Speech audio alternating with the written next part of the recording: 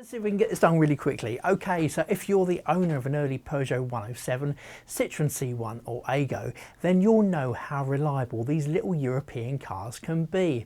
Now, it's not very often that your indicators will completely fail, but just after owning a car for under a decade, it may be possible that you'll run into these problems. Now, we found in the last few months that our 107 started to have intermittent problems with indicating.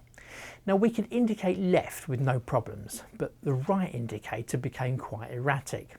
So over the period of a few months, the problem got worse and worse and worse, and so we had to take action to get the indicator replaced. Now, looking online, we found a replacement for the 2006 model on eBay, priced at around £84. And after purchasing the new unit, we arranged to get the indicator replaced by a family friend. And it was a simple job, although the steering wheel and the airbag had to be removed to allow the mechanism to be fitted and then realigned after replacement. Now, I thought it might be interesting to have a look at the old unit to see where the fail has happened. So here is the old indicator. It looks like that. And it's time to get it on the bench and take it apart. Okay, so here we are in the workshop, and this is the indicator stalk from the Peugeot 107 that we removed earlier. Now, as you can see, from the outside it looks pretty clean. It's not really until you get close up that you can start to see the problems. What I'm going to try and do is zoom out with the camera. Oh, no, zoom in. There we are.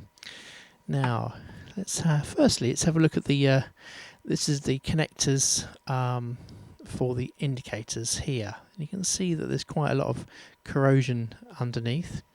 One of the difficult parts to actually get it off was this connector here. Basically, this is it's like a spring connector. You squeeze these and it kind of like releases a little bit of tension, and that goes around the steering wheel. So now you can see why the whole thing has to come, the whole steering wheel mechanism has to come off, because this actually fits over the steering wheel and then the steering wheel goes on top of here. So there's not really much we can do from the outside, so let's have a look on the inside of the unit to see where the problem has occurred. So what I'm going to do, I've got a couple of screwdrivers here. Let's have a look.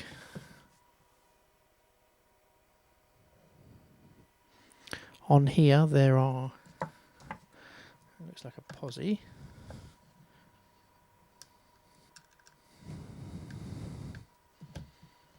Might actually need a better one.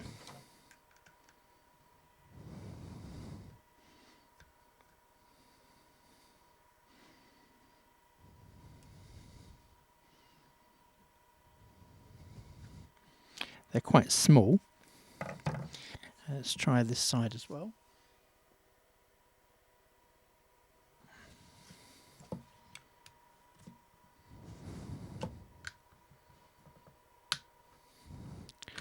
Okay, so it's coming out.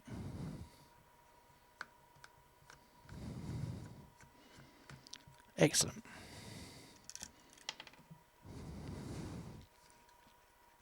That's one screw. Let's take apart the other screw.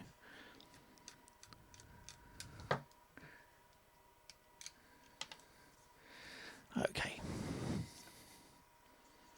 Now, this is the tricky part. There are some plastic catchers around the unit. There's one here, and there's a catch, I think, around here, which just need to be clipped. So I shall just unclip those.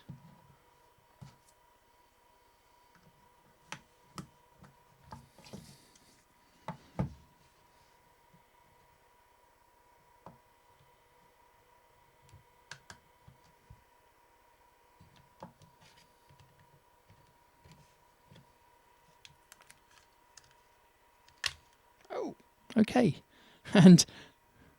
And the clip, the actual cap has come off, so that's the clipped cap.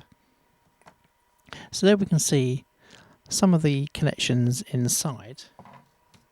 Let's have a closer look. Now, as you can see around these connections here, going from here, there's a little bit of corrosion. That might just be caused from dampness within the car itself, but when you go down further, you can see there's more of a corrosion down here. So let's take this section off.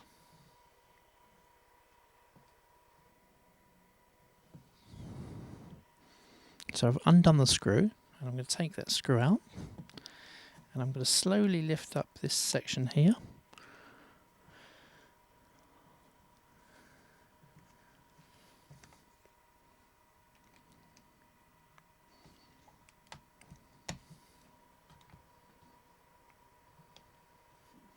Might need a little bit of prising.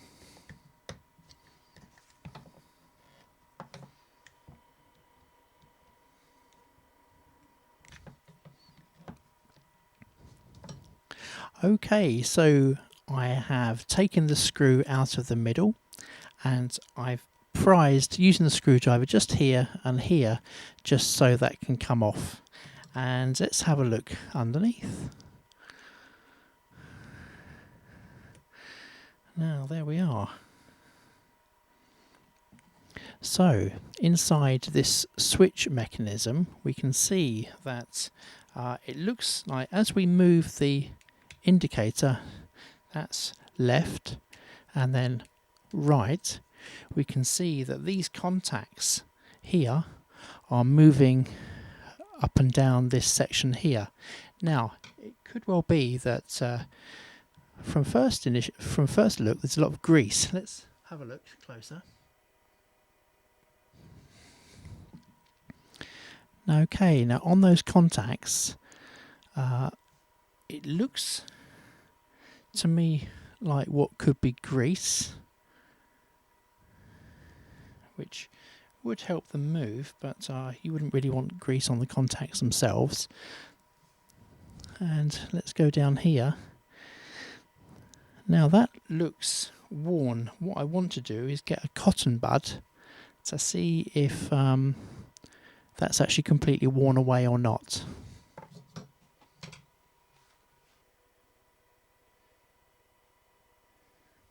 Okay, so the next stage, I'm going to use some Johnson's cotton buds just to have a look. Let's take a couple. It always helps if they're clean. Okay, let's zoom in further and see what we can do. Okay, we can see on these contacts we can see there's quite a lot of grease. Let's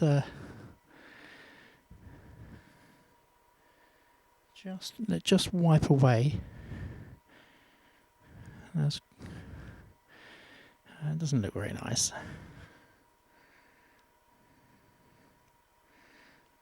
Okay, so that's quite clean on those contacts now.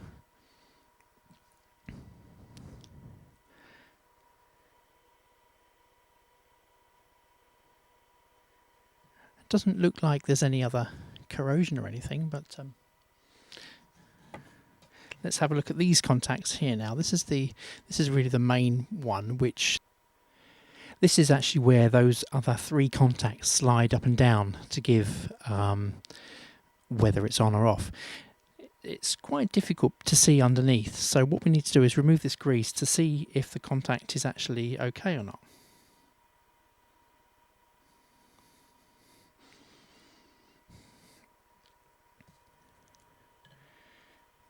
Okay, so I've taken off a top layer of grease on that one, and I'm going to do these as well.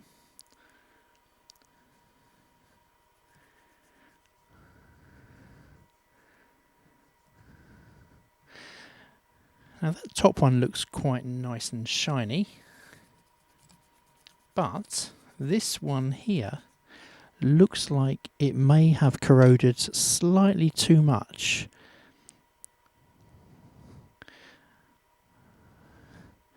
When we indicate left, we move this down, which means this goes that direction, and with that here, that goes there, so that goes from here to here. So left indicator, there's not really much contact there, but there is a little bit on the right contact.